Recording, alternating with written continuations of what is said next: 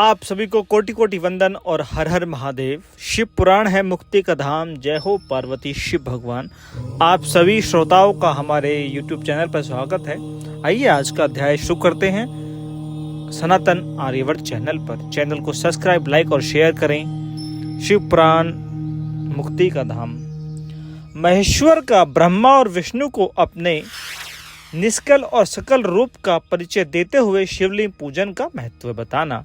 हम सब लोगों को भी पता होना चाहिए कि शिवलिंग पूजन का महत्व क्या है, ताकि हम भी भगवान की सेवा और सत्कार कर पाए, पूजन कर पाए। तो आइए जानते हैं नंदिकेश्वर ने क्या क्या बताया है। नंदिकेश्वर कहते हैं, पदंतर वे दोनों ब्रह्मा और विष्णु भगवान शंकर को प्रणाम करके दोनों हाथ जोड़कर उनके दाएं बाएं भाग में चुपचाप खड़े हो गए।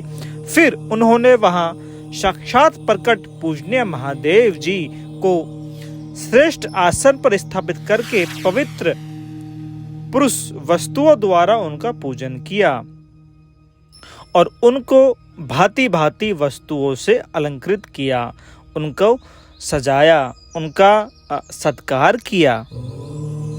इस तरह वस्तु के ये दो भेद जानने चाहिए, किंतु पुरुष वस्तुओं से उन्होंने भगवान शिव का पूजन किया, यह बताया जाता है। हार, नुपुर,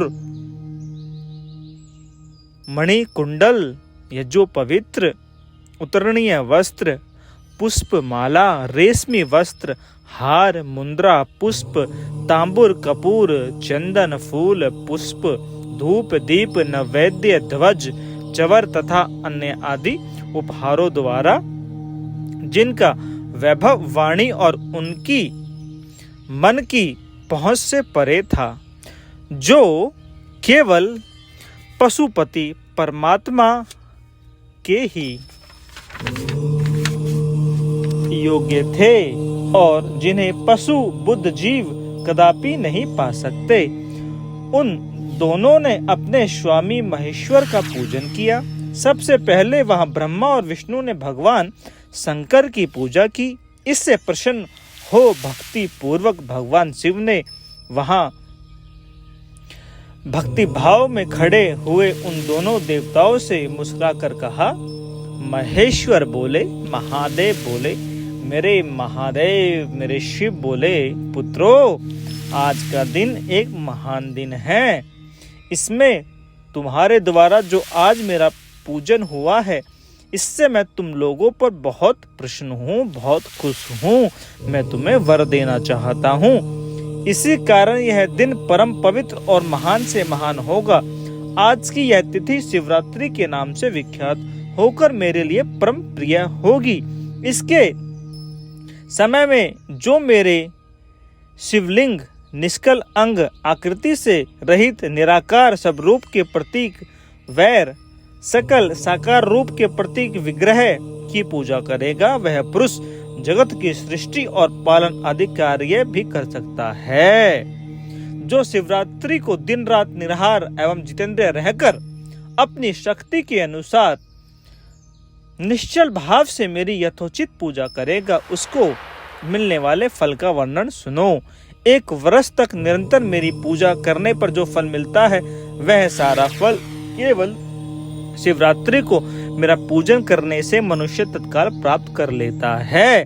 जैसे पुण्य चंद्रमा का उदय समुद्र की वृद्धि का अवसर है, उसी प्रकार यह शिवरात्रि तिथि मेरे धर्म की वृद्धि का समय है। इस तिथि में मेरी स्थापना आदि का मंगलमय उत्सव होना चाहिए।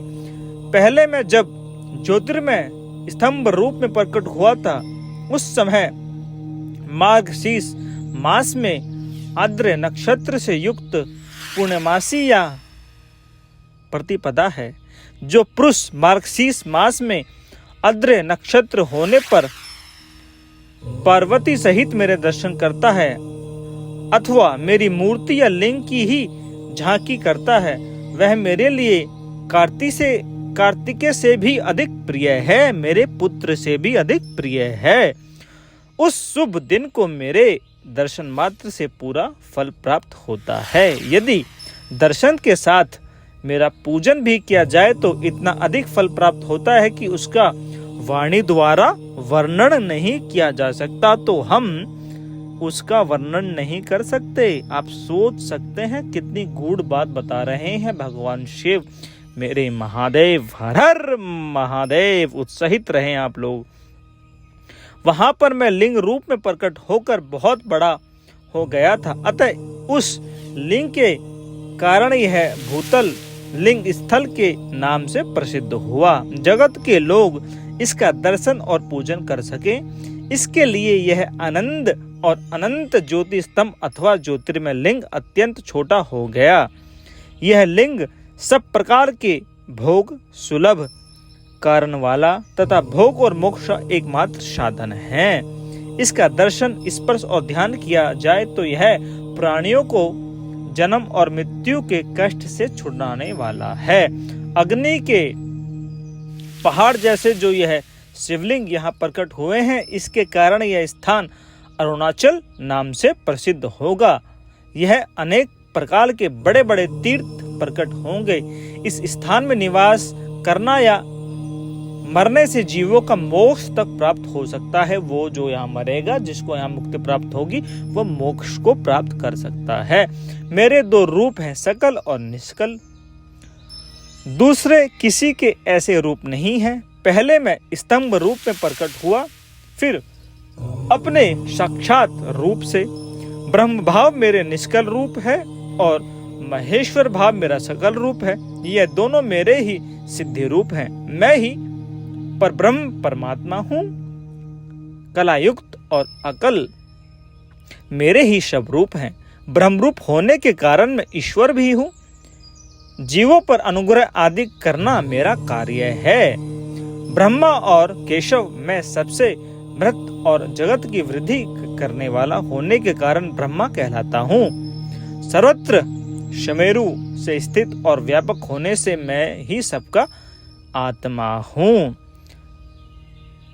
स्वर्ग से लेकर अनुग्रह तक आत्मा या ईश्वर से भिन्न जो जगत संबंधी पांच कृत हैं, वे सदा मेरे ही हैं। मेरे अतिरिक्त दूसरा किसी के नहीं है, क्योंकि मैं ही सबका ईश्वर हूँ। पहले मेरी ब्रह्म पता का बोध कराने के लिए निष्कल लिंग प्रकट हुआ था। फिर अज्ञात ईश्वर रतन का साक्षात कराने के लिए निमित्त और साक्षात जगदीश्वर ही सकल रूप में तत्काल प्रकट हो गया। अतः मुझमें जो ईश्वर तत्व है उसे ही मेरे सकल रूप जानना चाहिए, अथवा जो यह मेरी निष्कल स्तंभ है वह मेरे ब्रह्म रूप सब रूप का बोध कराने वाला है। यह मेरा ही लिंग चिन्ह है। तुम दोनों प्रतिदिन यह सुनकर और यहाँ रहकर इसका पूजन करो। यह मेरा ही सब रूप है और मेरे समीप यहाँ पर रहो और यहाँ पर पूजा करो। लिंग और लिंग में नित्य अभेद होने के कारण मेरे इस लिंग का महान पुरुषों को भी पूजन करना चाहिए। मेरे एक लिंग की स्थापना करने का यह फल बताया गया है कि उपासक को मेरे सम्मान की प्राप्ति हो जाती है। यदि एक के बाद दूसरे शिवलिंग की भी स्थापना कर दी गई, तब तो उपासक को फलस्वरूप मेरे साथ एक तत्व मोक्ष रूप फल प्राप्त होता है। प्रधानता शिवलिंग की ही स्थापना करनी चाहिए।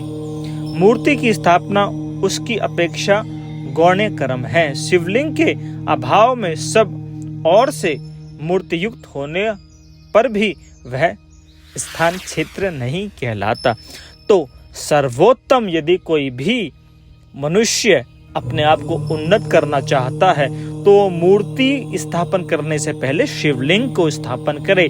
शिवलिंग की महत्वता शिव भगवान ज्यादा बता रहे हैं। तो हम अगले अध्याय में क्या शुरुआत करने वाले हैं वो हम आपको संक्षेप में बता देते हैं। 5 कर्तव्यों का प्रतिदिन पालन करना, प्रण एवं मंत्र की महत्वता, ब्रह्मा विष्णु द्वारा भगवान शिव की स्तुति तथा उनका अंतर्ध्यान होना। तो इसके विषय में हम अपने जो आने वाला अध्याय है उसमें बात करेंगे। आप सभी को कोटि कोटि वंदन। हर हर महादेव। ओम नमः शिवाय। चैनल को सब्सक्राइब, लाइक, शेयर करें। भगवान शिव के भक्त जरूर करें, और कोई करे या ना करे। हर हर महादेव।